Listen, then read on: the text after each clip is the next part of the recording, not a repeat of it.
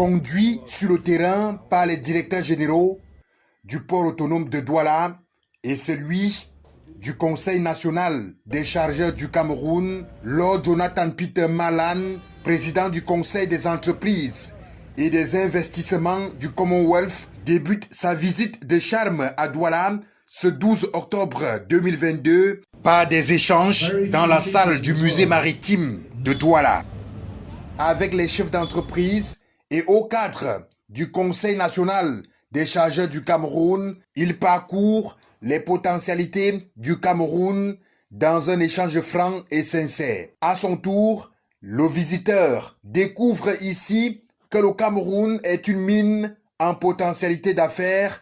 Il révèle d'ailleurs dans sa prise de parole que plus de 6% de bananes consommées au Royaume-Uni viennent du Cameroun.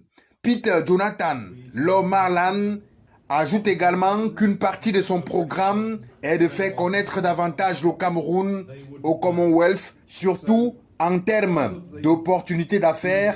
Il promet également d'inciter les pays membres à investir au Cameroun. Les attentes bien formulées par les chefs d'entreprise. Vraiment, j'attends d'une telle visite des opportunités, comme il a promis, d'ouverture, mais plus l'accompagnement. Parce qu'en réalité, la plupart des PME que vous voyez là ont des projets qui peuvent vraiment les sortir de la pauvreté. Mais nous avons un réel problème de financement. Les start-up ont du mal à décoller à cause des financements.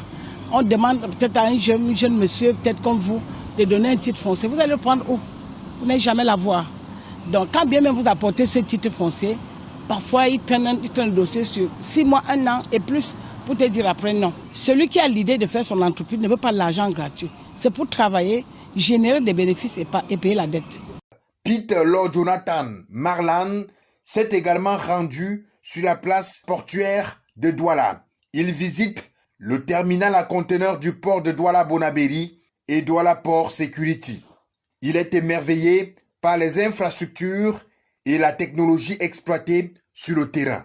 À chaque occasion, Lord Jonathan Peter ne manque pas de vanter les opportunités qu'offre l'espace Commonwealth qui compte à ce jour 2,4 milliards de personnes dans 56 pays. En Afrique, 20 pays sont associés à cette organisation et dans chaque pays, un bureau du Commonwealth est ouvert pour faciliter le commerce et des investissements. En adhérant à la plateforme du Commonwealth, les pays sont ouverts sur le marché financier à travers la Banque africaine d'import-export, la Gold Coast Raffinerie, deuxième raffinerie d'Afrique, le Centre financier international d'excellence de Gibraltar, la Fédération des chambres de commerce et d'industrie du Bangladesh et bien d'autres. Le Cameroun, à travers le Conseil national des chargeurs, bénéficie déjà des avantages de ce réseau depuis son adhésion.